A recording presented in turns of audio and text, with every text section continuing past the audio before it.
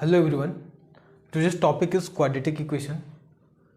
सबसे पहले हम ये बात करना चाहते हैं कि what is the difference between quadratic equation and quadratic expression.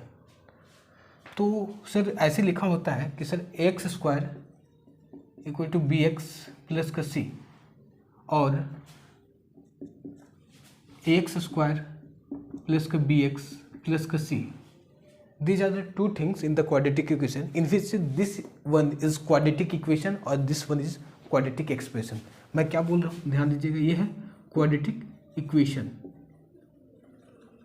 और ये है quadratic expression। Sir quadratic expression ये क्यों है और quadratic equation ये क्यों है? सबसे पहली बात ये है कि सर ये जो expression है वो इक्वल टू जीरो नहीं है, ये इक्वल टू जीरो नहीं है। That's why this expression is quadratic expression. और ये जो सर इक्वेशन है, ये जो एक्सप्रेशन है वो क्या है? Equal to zero. That means किसी भी एक्सप्रेशन को अगर मैं जीरो से इक्वेट कर दूं, that's expression convert in the form of equation. That means this is the quadratic equation. और सर क्वाड्रेटिक इक्वेशन ये है तो यहाँ पे जो डिग्री है, और हम डिग्री किसका देखते हैं? वेरिएबल का। और वेरिएबल का जब डिग्री देख रहे हैं तो डिग्री यहाँ पे मैक्सिमम कितना है? तो मैक्सिमम डिग्री क्या है? 2। और 2 है इसलिए इसको क्या बोल देते हैं? क्वाड्रेटिक। और दूसरी बात सर, एक क्वाड्रेटिक इक्वेशन हो इसके लिए एक नेसेसरी कंडीशन है, a must not be zero, a zero के इक्वल टू नहीं होना चाहिए। तो सबसे पहली बात है सर, क्वाड्रेटिक इक्वेशन को समझने के लिए पहला जो कॉन्सेप्ट है कि किसी भी एक्सप्रेशन को जीरो से इक्वेट होना चाहिए। दूसरी बात सर, उसमें जो वेरिएबल्स यूज हो रहे हैं उसका मैक्सिमम डिग्री क्या होना चाहिए? 2 होना चाहिए। और तीसरी बात सर, गिवन इक्वेशन में एक्स स्क्वायर का कोफिशिएंट जीरो नहीं होना चाहिए। अगर जीरो हो गया तो एक कंप्लीट फॉर्म क्या हो जाएगा? जीरो, और ये बन जाएगा क्या? Linear equation. तो इसीलिए एक्स स्क्वायर का कोफिशिएंट क्या? जीरो नहीं होना चाहिए। देन ही उसके बाद ही ये क्या है? क्वाड्रेटिक इक्वेशन है। ठीक है, अब मैं इस बात को ऐसे लिख पा रहा हूँ, ध्यान दीजिएगा कि ये मैं क्या लिखना चाहता हूँ। एक्स स्क्वायर प्लस का बी एक्स प्लस का सी इक्वल्स टू ट्रिपल। मैं इसको ऐसे भी लिख सकता हूँ कि सर एक्स स्क्वायर प्लस का बी बाई ए प्लस का सी बाई ए। अगर ऐसा मैं लिख पाया इक्वल टू का ट्रिपल, ये जो 3 लाइन है इक्वल टू के यहाँ पे, तो ये क्या दिखाता है कि सर ये बोथ द इक्वेशन, ये तो बोथ द एक्सप्रेशन क्या है? इक्विवेलेंट है। दैट मीन्स जो ये रिप्रेजेंट कर रहा है सर, सेम दिस एक्सप्रेशन भी एक्सप्रेट मतलब रिप्रेजेंट कर रहा है। मतलब ये दोनों आपस में क्या है? इक्विवेलेंट है और इक्वल है। अब इसको देखिए फर्दर कैसे सॉल्व करेंगे। तो हम लोग परफेक्ट स्क्वायर पढ़ के आए हैं 9th और 10th में। 10th में जनरली यूज होता है परफेक्ट स्क्वायर बनाने का। तो परफेक्ट स्क्वायर कैसे बनाते हैं इसको? वो बनाने का तरीका है x square b by a x. और सर जो भी एक्स का कोफिशिएंट है, एक्स के कोफिशिएंट को क्या करते हैं? 2 से डिवाइड करते हैं। और 2 से डिवाइड करने के बाद जो रिजल्ट आया उसका स्क्वायर हम क्या करते हैं? जोड़ते हैं। उसका स्क्वायर ऐड कर दे रहे हैं और उसी का स्क्वायर क्या कर रहे हैं? हम सब्ट्रैक्ट भी करते हैं। और ये फर्दर ऐसे लिखा जाता है। ठीक है, अब एक बात देख रहे होंगे कि फाइनली आता है क्या? ये फॉर्म आता है x plus b by 2a का होल स्क्वायर। और सर ये क्या आता है सर? ये आता है बी स्क्वायर और 4a स्क्वायर प्लस सी अपॉन का ए। थोड़ा सा एडिशन क्या कर रहे हैं कि मैं यहाँ पे 4a से मल्टीप्लाई कर दे रहा हूँ ऊपर नीचे। 4a यहाँ पे मल्टीप्लाई किया, 4a से यहाँ पे मल्टीप्लाई किया, तो ओवरऑल इक्वेशन क्या मिला? एक्स बी बाय 2a का होल स्क्वायर, देन आफ्टर ये बी स्क्वायर प्लस का 4ac बाय 4a स्क्वायर। ठीक है, तो मैं इसको ऐसे भी लिख सकता हूँ कि यहाँ से माइनस को प्लस को रिप्लेस करके माइनस लगा दूँ, इसके आगे ब्रैकेट लगा दूँ। और ये फॉर्मेट क्या है? ये पूरी फॉर्मेट डी का है। जैसे कि हम लोग जानते हैं कि डी, इस वर्ड से हम लोग फैमिलियर है कि डी का वैल्यू क्या होता है? बी स्क्वायर माइनस का 4ac। डी का वैल्यू क्या होता है? बी स्क्वायर माइनस का 4ac। तो इसके जगह पर हम ये ऐसा भी लिख सकते हैं ए एक्स प्लस बी 2a का होल स्क्वायर माइनस, और देखिए तो इसको मैं ऐसे लिख सकता हूँ क्या? ये तो डी है, इसको मैं रूट डी लगा दिया और इसको 2a और होल स्क्वायर कर दिया। दैट मीन्स ये सर इसका स्क्वायर करेंगे तो 4a स्क्वायर, और इसका जब स्क्वायर करेंगे तो वैल्यू क्या हो जाएगा? डी। ठीक है, अब ये देख रहे होंगे कि एक आइडेंटिटी बन गया है ए स्क्वायर माइनस का बी स्क्वायर। आप देख पा रहे होंगे ये आइडेंटिटी ए स्क्वायर माइनस का बी स्क्वायर, और ए स्क्वायर माइनस के बी स्क्वायर को हम क्या लिखते हैं, ए प्लस बी और ए माइनस बी, ठीक है ना।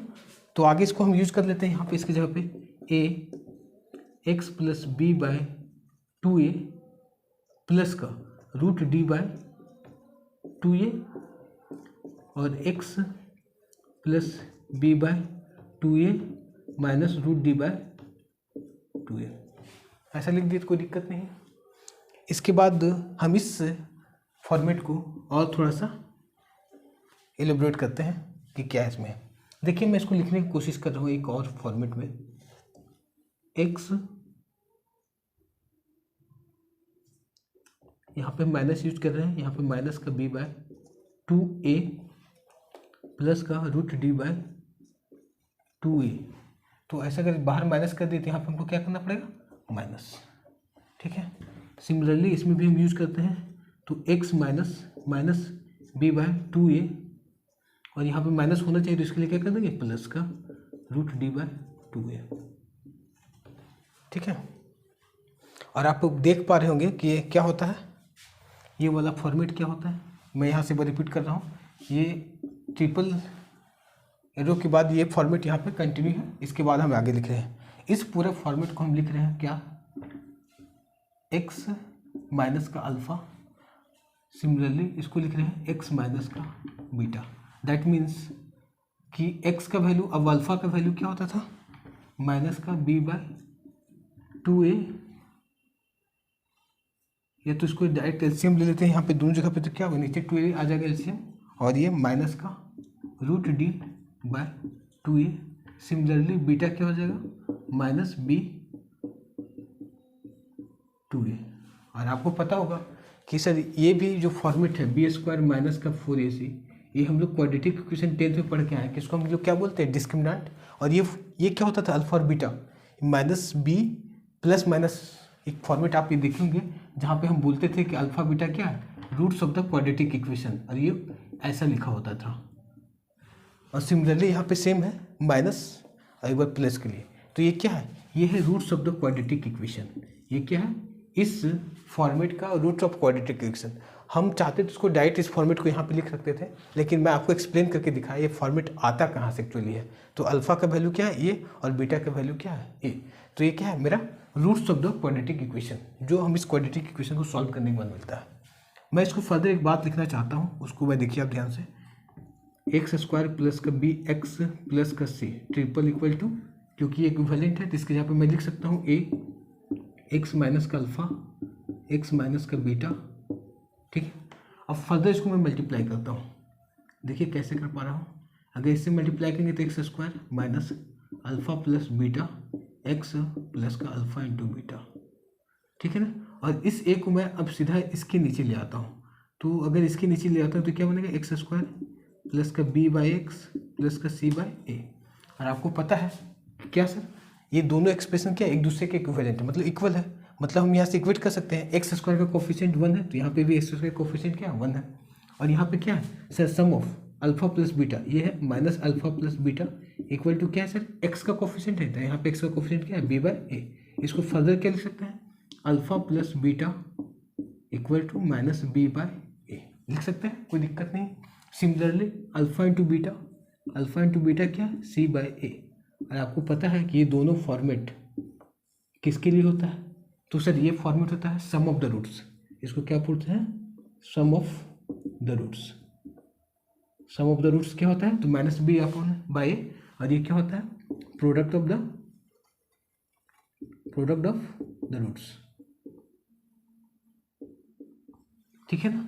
तो ये सब हम 10th में रिमेंबर करते थे कि सर अल्फा प्लस बीटा क्या होता है, माइनस बी अपॉन के होता है, अल्फा इंटू बीटा क्या होता है सी अपॉन के।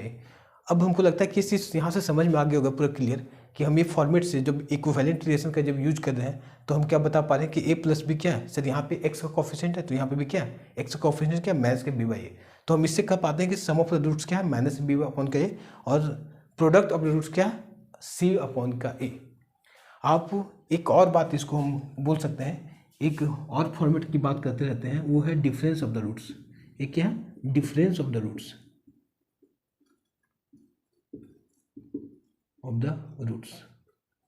ये बहुत इंपॉर्टेंट कॉन्सेप्ट है। इसका जेई एडवांस में या तो जेई मेंस का जब भी पेपर देते हैं तो इस एप्लीकेशन पे या तो ये पूरा एप्लीकेशन पे क्वेश्चन आता है, और हम लोग इसको 10th में नहीं पढ़ते हैं तो इसके आगे के लिए इसके इंपॉर्टेंट बन जाता है, इस पर ध्यान देना है। और ये होता है रूट्स डी अपॉन का ए। कैसे होता है इसको मैं अभी एक्सप्लेन कर दूंगा, तब तक इसको आप क्या कीजिए, नोट डाउन कर लीजिए, हम इसको रब कर रहे हैं। ठीक है, फिर से यहाँ से कंटिन्यू करते हैं।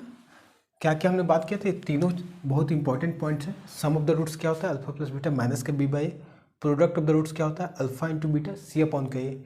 और ये डिफरेंस ऑफ द रूट्स क्या होता है, अल्फा माइनस बीटा मॉडुलस का रूट डी अपॉन का ए। आपके दिमाग में सर ये मॉडुलस वाली फॉर्मेट, तो दोस्त मेरे को पता नहीं होता है कि जो रूट्स आने वाले हैं माइनस का या प्लस का। ठीक है, हम इस चीज़ को एक्सप्लेन करते हैं एक एग्जाम्पल से, या तो एक डेरिवेशन से, कि कैसे इसको हम कर पा रहे हैं। तो आपको ये पता होगा अल्फा माइनस बीटा का होल स्क्वायर क्या होता है, तो इसको हम ऐसे भी लिख सकते हैं अल्फा प्लस बीटा का होल स्क्वायर माइनस का 4 अल्फा इंटू बीटा लिख सकते हैं। आप इसको देख रहे होंगे कि अल्फा स्क्वायर प्लस का बीटा स्क्वायर प्लस का 2 अल्फा बीटा, इसको माइनस कर देंगे तो फाइनली क्या आ जाएगा, ये आ जाएगा। और आपको पता है कि सर हम अल्फा प्लस बीटा को क्या लिख सकते हैं, माइनस बी अपॉन का ए का होल स्क्वायर, और 4 अल्फा इंटू बीटा को क्या लिख सकते हैं, सी अपॉन का ए। ठीक है, तो फाइनली ये क्या आ जाएगा, बी स्क्वायर अपॉन का ए स्क्वायर, और ये आ जाएगा 4c अपॉन का ए। आप एलसीएम ले लेंगे यहाँ से, तो ये आएगा ए स्क्वायर और ये आ जाएगा बी स्क्वायर माइनस का 4ac। आप देख पा रहे होंगे फिर से क्या फॉर्मेट है, डी वाली फॉर्मेट है, तो इसको डी बाय क्या लिख सकते हैं, ए स्क्वायर। ठीक है, डी बाय ए स्क्वायर लिख सकते हैं। तो ये अल्फा माइनस बीटा का होल स्क्वायर क्या आ गया, डी अपॉन का ए स्क्वायर। तो अल्फा माइनस बीटा क्या आ जाएगा, तो आएगा रूट डी अपॉन का ए। और आप बोल रहे हैं सर यहाँ से तो आप कैसे इसको मेंशन कर लिए कि मॉडुलस लगा दिए, तो आपको हम बात एक बता देते हैं इंपॉर्टेंट फैक्ट जो आपको याद रखना है। क्या कि सर हम कभी भी जब इस बात को एकदम ध्यान रखना है कि रूट एक्स स्क्वायर को हम एक्स नहीं हमेशा मॉडुलस का एक्स लिखते हैं, इसीलिए इस फॉर्मेट को हम जो स्क्वायर है इस फॉर्मेट को हम क्या कर रहे हैं, इस फॉर्मेट पे कन्वर्ट कर रहे हैं। तो इस बात को बहुत इंपॉर्टेंट है जानने के लिए कि कभी भी अंडर रूट स्क्वायर को हम क्या इस फॉर्मेट पे लिख सकते हैं। तो इसको हम इस फॉर्मेट से लिख के इसको क्या किए, मॉडुलस के फॉर्म मिला दिए। तो आपको मोस्ट इंपॉर्टेंट कॉन्सेप्ट है क्वाड्रेटिक इक्वेशन का। आप देखिएगा इस छोटे से कॉन्सेप्ट पे जेई एडवांस ने कितने सारे क्वेश्चन पूछे हैं या जेई मेंस में। हम उसको कंटिन्यू करते हैं, तब तक के लिए आप उसको नोट डाउन कर लीजिए। चलिए एक क्वेश्चन करते हैं जो जेई मेंस 2020 में पूछा हुआ है, ठीक है ना। तो जेई मेंस का क्वेश्चन करने से पहले आपको ये देख लेना होगा कि परेशान बिल्कुल नहीं होना है, क्योंकि जेई मेंस का जो क्वेश्चन होता है कॉन्सेप्ट बेसिस पे होता है और बिल्कुल ईजी होता है। और मैं एक बात इसमें ऐड कर देना चाहता हूँ कि सिमेट्रिक एक्सप्रेशन क्या होता है। एक कॉन्सेप्ट यूज होगा इसमें, या तो ऑन द बेसिस ऑफ अगर सिमेट्रिक एक्सप्रेशन की बात करें कभी क्वेश्चन, ऐसा चीज़ में यूज बहुत ज़्यादा उसका है नहीं, लेकिन फिर भी हम उसका बात करते हैं कि what is a symmetric expression.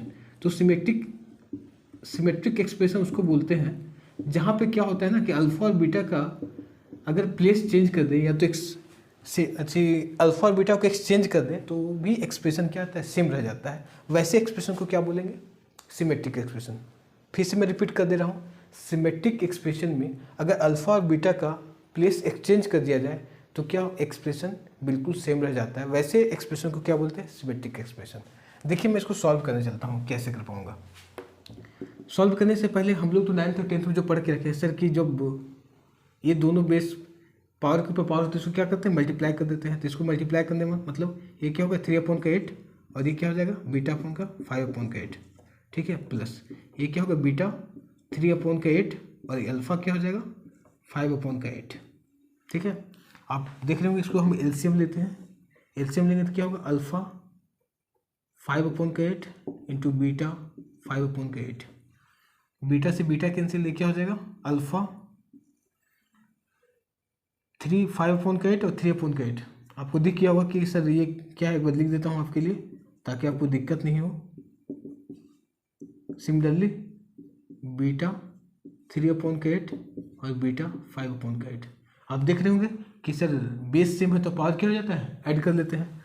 Add कर लेंगे तो सर 8 और 8 ये क्या हो जाएगा अल्फा प्लस बीटा, और नीचे हम इसको क्या लिख सकते हैं पूरा फॉर्मेट को, सर दोनों को मल्टीप्लाई फॉर्म में इसको लिख सकते हैं 5/8।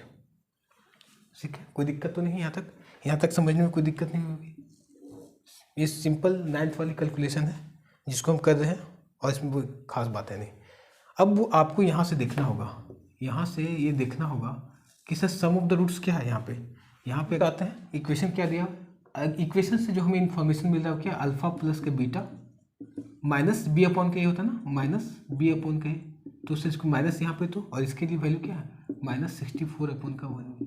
ठीक है, प्रोडक्ट ऑफ द रूट्स क्या आ गया, तो सर सी अपॉन का ये, और ये होता है क्या 256 अपॉन का 1। ठीक है, अब देखिए इस रिलेशन को मैं यूज कर रहा हूँ क्वेश्चन में, क्या है अल्फा प्लस बीटा कितना हो जाएगा माइनस माइनस प्लस 64 अपॉन का 1 equal to alpha into beta, तो क्या होगा 256 अपॉन का 1। ठीक है, और इसकी वैल्यू क्या है 5 अपॉन का 8। तो फाइनली इसको हम क्या लिख सकते हैं, सो 64 अपॉन का 2 के पावर 8, 5 अपॉन का 8, तो 8 से 8 कैंसिल। ठीक है ना, ये क्या आ जाएगा 64 बाय 2 के पावर 5, और 2 के पावर 5 कितना होता है 32, ये कितना होता है 64 अपॉन का 32, और इसको जब हम इसको समअप करेंगे तो वैल्यू कितना आ जाएगा 2। आप देख रहे हैं कि ये क्वेश्चन का जो सॉल्यूशन आया वो क्या है 2। कितना आसान सा क्वेश्चन जेईई मेंस ने पूछा था 2020 में, बिल्कुल आसान सा क्वेश्चन है, बस प्रोसीजर को फॉलो करना है, आगे बढ़ते रहना है, क्वेश्चन खुद ब खुद सॉल्व हो जा रहा है। ठीक है, चलिए नेक्स्ट क्वेश्चन की ओर देखते हैं। फिर से जेईई मेंस का क्वेश्चन है, 2020 में पूछा हुआ है, 2020 में, आसान क्वेश्चन होगा। देखिए अब बोला है कि alpha and beta are the roots of the equation. अच्छी बात है कि सर अल्फा एंड बीटा क्या रूट्स ऑफ इक्वेशन दे दिया है, और इक्वेशन का फॉर्मेट भी दे दिया है। तो हम यहाँ से क्या देख सकते हैं, इस इक्वेशन से अपन को ये मिल रहा है कि सर ए इक्वल टू क्या है सर 7, बी इक्वल टू क्या है सर -3, और सी इक्वल टू क्या है -2। ठीक है ना, तो अब यहाँ से देख सकते हैं कि अल्फा प्लस बीटा क्या होगा सर -b अपॉन के, और -b अपॉन के होगा तो -b क्या है -3 अपॉन का 7। इसका मतलब सर फाइनली क्या है 3 अपॉन का 7। अल्फा इंटू बीटा की बात कर ले तो क्या होता है c अपॉन का, और c का वैल्यू क्या है -2, और a का वैल्यू क्या है 7। ठीक है ना, तो ये दो बात तो समझ में आ गया सर, अल्फा प्लस का बीटा क्या है 3 अपॉन का 7, अल्फा इंटू बीटा क्या है -2/7। अब इस वैल्यू को, इस एक्सप्रेशन को यूज करके हम इसको क्या, इसका रिजल्ट निकालने की कोशिश करते हैं। देखिए क्या 1 माइनस का अल्फा का स्क्वायर, बस जिस तरीके से प्रॉब्लम दिया उस तरीके से सॉल्व करते चलना है, रिजल्ट खुद ब खुद आ जाएगा। हम इसको एलसीएम लेते हैं, 1 माइनस का अल्फा का स्क्वायर 1 माइनस बीटा का स्क्वायर, इससे इसको कैंसिल करेंगे तो क्या होगा अल्फा 1 माइनस बीटा का square plus beta 1 minus alpha का स्क्वायर। ठीक है, फर्दर इसको अगर सॉल्व करते तो क्या होगा alpha minus alpha beta square plus beta minus beta alpha square. एक बार इसके साथ में इसको भी कर देते हैं, ये क्या होगा 1 माइनस 1 का square minus beta square minus alpha square, और ये हो जाएगा अल्फा स्क्वायर प्लस का बीटा स्क्वायर। ठीक है, आप देख सकते हैं कि अल्फा प्लस बीटा साथ में लिख देते हैं, अल्फा प्लस बीटा, और इस दोनों में से अल्फा और बीटा कॉमन लेके इसको हम फिर से लिख सकते हैं अल्फा प्लस का बीटा। सिमिलरली हम इसको ऐसे लिख सकते हैं, 1 माइनस कॉमन ले तो क्या लिख सकते हैं अल्फा प्लस बीटा का होल स्क्वायर, और इसको लिख सकते हैं अल्फा बीटा का होल स्क्वायर, लिख सकते हैं, कोई दिक्कत नहीं। एक आइडेंटिटी का यूज कर लेते हैं, अल्फा प्लस बीटा स्क्वायर क्या होता है अल्फा का स्क्वायर प्लस बीटा का स्क्वायर माइनस का प्लस का 2 अल्फा बीटा। हमें निकालना है इस आइडेंटिटी को, तो क्या कर लेंगे alpha square plus beta square, ये क्या होगा अल्फा प्लस बीटा का होल स्क्वायर माइनस का 2 अल्फा बीटा। अब ध्यान देंगे इस वैल्यू पे हम इसको रिप्लेस कर सकते हैं ना, और रिप्लेस कर सकते हैं तो एक बार इसको इस जगह पे कैलकुलेट कर लेते हैं कि क्या आता है। तो अल्फा प्लस बीटा का वैल्यू क्या है -3 अपॉन का 7, तो क्या कर ले 3 अपॉन का 7 का whole square minus 2 alpha into beta क्या है तो माइनस का 2 अपॉन का 7 देखिए इसको सॉल्व करेंगे तो क्या हो जाएगा 9 अपॉन का 49 प्लस का 4 अपॉन का 7। फाइनली इसको ऐड करेंगे कितना आएगा, एलसीएम लेंगे 49 आएगा यहाँ से, और ये 9 प्लस का ये आएगा 4 अपॉन का 7। ठीक है, तो ये क्या आएगा 28, इसको ऐड करने के बाद आता है 37 अपॉन का 49।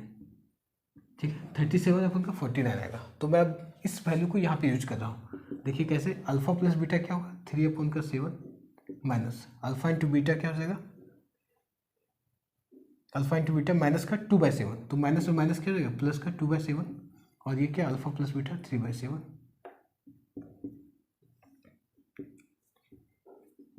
ये होगा 1 माइनस में क्या है 37/49 प्लस अल्फा इंटू बीटा मतलब 2/7 का होल स्क्वायर मतलब 4/49।